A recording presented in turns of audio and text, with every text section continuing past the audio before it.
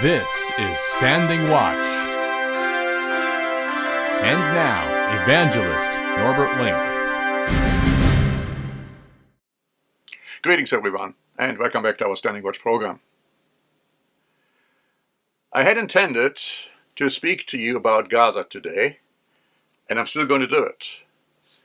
But it's quite challenging because it appears that not a day goes by where not another action from the Trump administration is occurring, which again brings about further antagonism towards the United States, especially from Europe, and of course more and more alienation. I'm speaking about the idea that Europe needs to increase their defense budget, according to Trump, by an amount which they say it's absolutely impossible to reach, and they're not going to do it. And of course, Trump had said, if you don't do it, we are not going to defend you.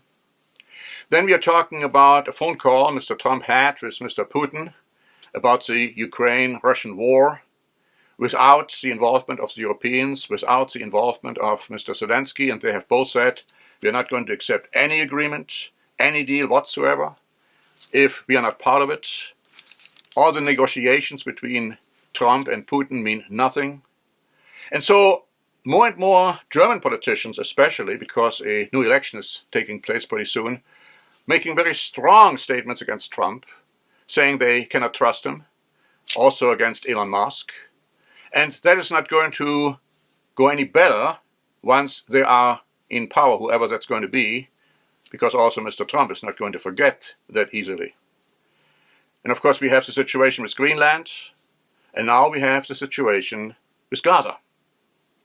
And Mr. Trump has made the announcement, to the surprise of the entire world, including Europe, which has right away rejected that announcement. And of course, they have also rejected any tariffs being imposed on them, saying, if you impose any tariffs on us, we are going to impose further tariffs on you. But Mr. Trump said this when Mr. Benjamin Netanyahu was present, saying that America is going to take over Gaza. And he didn't rule out military intervention.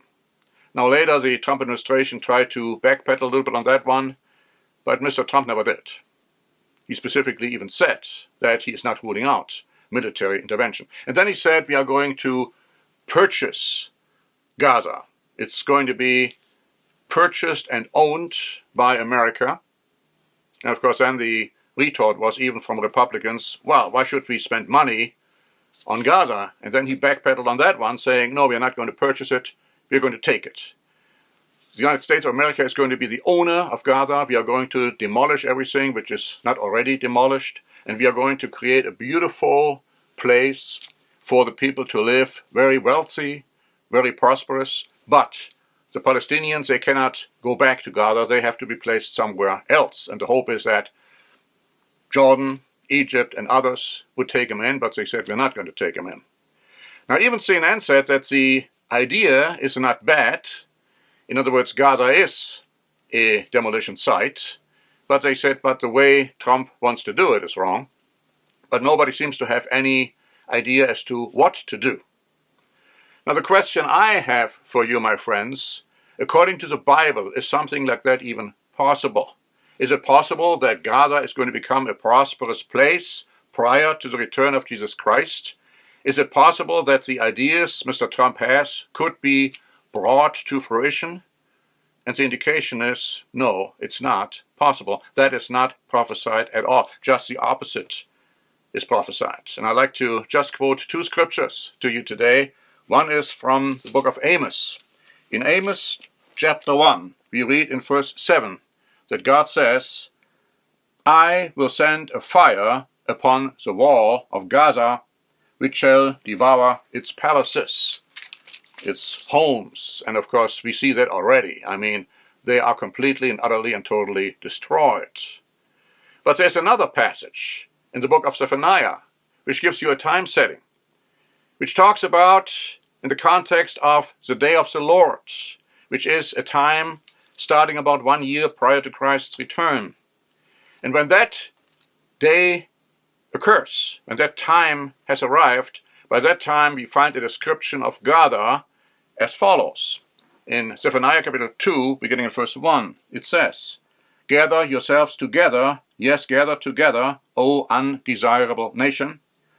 Before the decree is issued, or the day passes like chaff, before the Lord's fierce anger comes upon you, before the day of the Lord's anger comes upon you.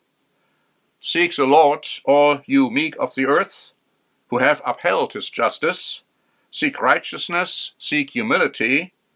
It may be that you will be hidden in the day of the Lord's anger." Verse 4, "For Gaza shall be forsaken."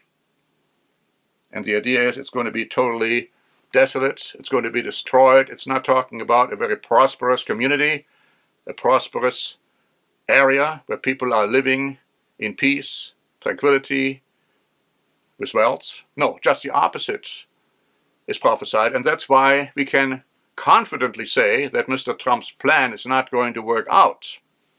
But in the meantime, the world is ganging up against him. And so this is going to continue. Especially Europe is becoming more and more outspoken against Trump. And we know from biblical prophecy that ultimately a war will break out between Europe and the United States of America, and people don't believe it. People are absolutely rejecting this idea.